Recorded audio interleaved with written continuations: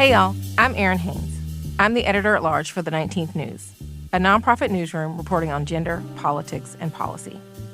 I'm also the host of a brand new weekly podcast from the 19th News and Wonder Media Network called The Amendment. Each week, we're bringing you a conversation about gender, politics, and the unfinished work of American democracy. Our very first episode features my dear friend and Pulitzer Prize-winning journalist, Nicole Hannah-Jones. It's out now, so please go listen and follow the show. On top of all of this, I'm your guest host for this month of Womanica.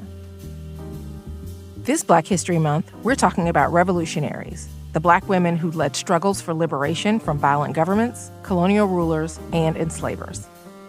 These women had the courage to imagine radically different worlds, and they used their power to try and pull those worlds into view. Today, we're talking about a Puerto Rican nationalist who risked her life to keep her country's flag in the air during the Ponce Massacre. Let's talk about Dominga de la Cruz-Becerril. Dominga de la Cruz-Becerril was born April 22, 1909, in Ponce, Puerto Rico. From a young age, Dominga's life was marred by tragedy. Before she was even a teenager, both of her parents died. Her education then stopped around the 4th grade. After the death of her parents, she was raised by her godmother, who introduced her to poetry and music. When her godmother died, Dominga had to support herself with jobs as a seamstress and a domestic worker. At one point, she married, but her husband abandoned the family, and their 2 daughters passed away from rickets. Dominga then got a job as a lectora for tobacco workers. Unlike other factory jobs, cigar rolling was silent. There were no loud machines or clanging tools to fill the hours of work. It was all done by hand. So companies hired lectoras like Dominga to read aloud to their peers while they rolled. For hours every day, she read El Mundo, a Spanish newspaper, French and Bolshevik publications, and the writings and exploits of Pedro Albizu Campos, the leader of Puerto Rico's Nationalist Party.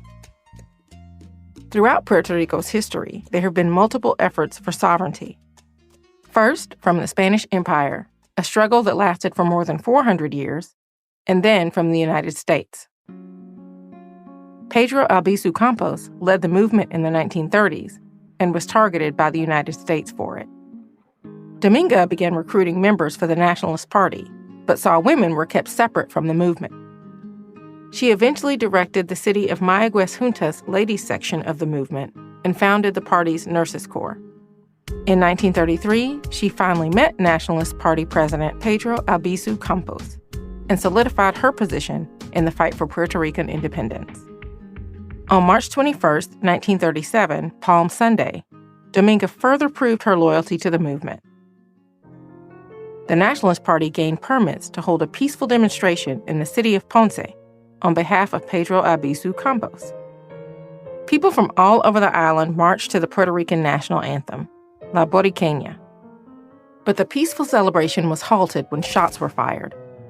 Men, women, and children holding palm leaf crucifixes were met by 200 police officers holding Tommy guns. Amongst the bloodshed and horror, Dominga saw that the flag bearer was hit. Dominga ran through the crowd. She would not let the flag fall.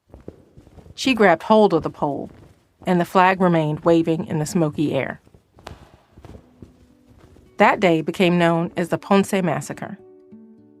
Over the course of 10 minutes, hundreds of people were shot in the back, and 19 people, including a child, were killed.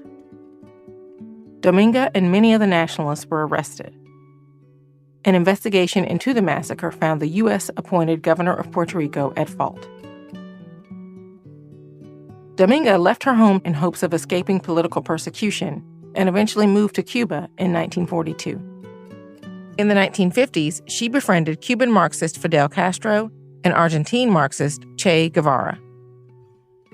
Her friendship with Castro eventually led her to teach revolutionary poetry to Cuban workers.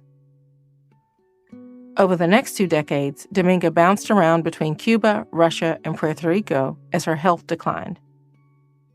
In 1981, Dominga de la Cruz-Becerril died.